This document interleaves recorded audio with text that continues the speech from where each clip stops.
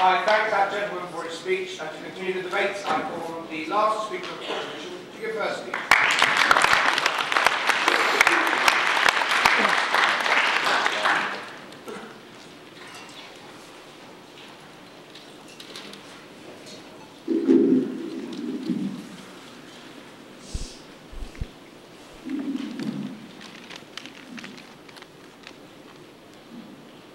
Ladies and gentlemen, as one of the 8 speakers today, who would have rather do anything than look at a Starbucks muffin, it was particularly ironic that we'd have to come and talk about food and the way we eat it. But more importantly, it's been pleasing though to see that in the closing half of this debate, there's been a recognition that this debate is about the way the state perpetuates a particular image of people and what the role of the state is in terms of allowing particular images to continue, as well as protecting vulnerable members of their society. So what I'm going to do in my speech today is look at 3 areas. I'm going to look at the role of the state, funnily enough, and the various harms that have been discussed in today's debate.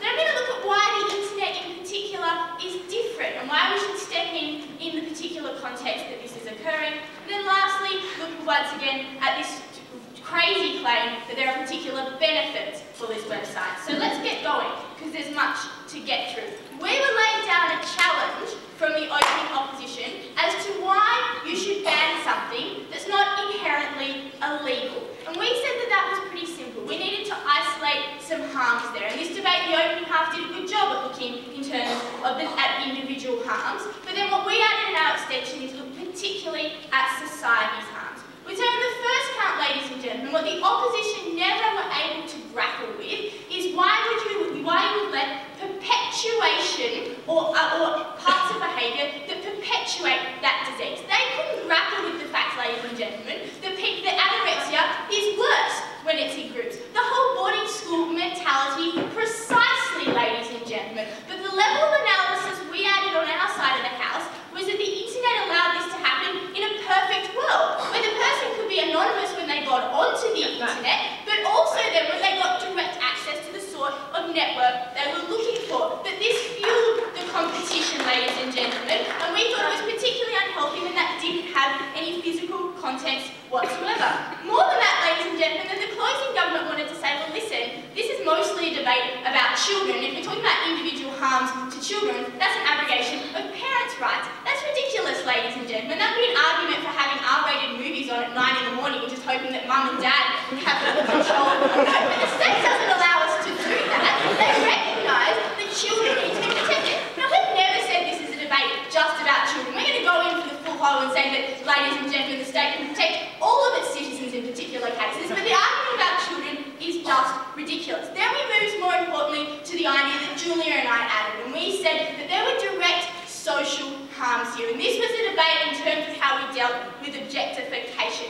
And the challenge that we got from the closing government, ladies and gentlemen, was to say, well, why should the state regulate what a particular image of women should be? And they missed the nuance of our argument, ladies and gentlemen. We weren't saying that the state should say that there's a particular image that women should have, but there is a dangerous image that women shouldn't have. And that is a distinction. I'm not saying whether there's size 12 or size 14 black hair or brown hair, but we think -2s and -4s are inherently dangerous. And in that particular context, we do think, and more than that, they didn't want to deal with all the cases that Julia and I brought that showed that the state was looking to curb objectification. Things like pornography, things like in Spain with the body mass index to do with models. And we don't think a claim that people legitimately have the right to destroy their bodies so that they can go to the Royal Ballet School is ever going to win this debate, ladies and gentlemen. We'd like to see that also change. We'd say that's just fueling this particular culture. And then lastly, in terms of the role of the state, they said this is where freedom of speech comes in, ladies and gentlemen. We curb freedom of speech in particular context, and what brings them all together is when we're protecting people who are vulnerable. We think when you actually analyse the nature of body image disorders, as we have on the government side, we have a particular group of people who are vulnerable. In that particular context, we can have a curb on their freedom of speech. I'll take you, sir. Why is this the best way to help those vulnerable individuals? Okay, excellent. I'll show you because I want to look at why the internet is different. I would say that this is a particularly dangerous medium, and we've already pointed out in terms of why it fuels on all the aspects of anorexia that we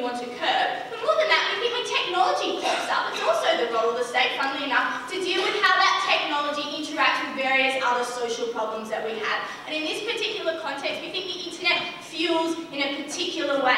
Moreover, we've been able to show you that we are looking at particular other aspects, and this has a compounding effect. The opposition want you to believe that this is how people step on their first way to treatment. We say this is how they step around treatment for a very long time, because you have a way of making sure that you can and sharing secrets as to how you trick your doctors and trick your parents, ladies and gentlemen. In that particular context, we think it's very dangerous that the internet provides in this way. More than that, we say that people have particular access to the internet, and in that particular context, it's also the role of the state. I'll take you now. Okay, but prove to me that a doctor cannot read this website and gain benefit. Okay, excellent, because you guys are following my structure perfectly. I wanted to talk about benefits next. We'd say that we don't think the Wikipedia or the chat room version of research is any good. We'd say that people have been able to do very good research in terms of when they do deal with how anorexia is properly dealt with, in terms of when they deal with their patients. And there have been study after study.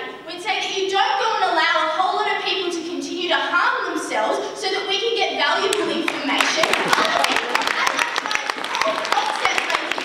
Medical consent. That's why you have to sign on to drug trials, because we actually know that you're getting particular information and participating in that medical study. So we'd say you undercut all of those arguments. We don't allow things to just continue, because there might be a value in watching them as a spy, ladies and gentlemen. And lastly then, they wanted to say, well, at the end of the day, the best way you treat anorexia is to have social interactions, to not allow people to be by themselves. We said this was a particular type of social interaction. It was an interaction with people who were going to fuel each other's disease. That wasn't a benefit, ladies and gentlemen. That was particularly dangerous and undercut our ability to start to get things like people to admit and talk to doctors properly, because we're allowing them access to information on how to undercut that. This has been a debate about the role of the state, funnily enough, in the semi-finals of the debating tournament.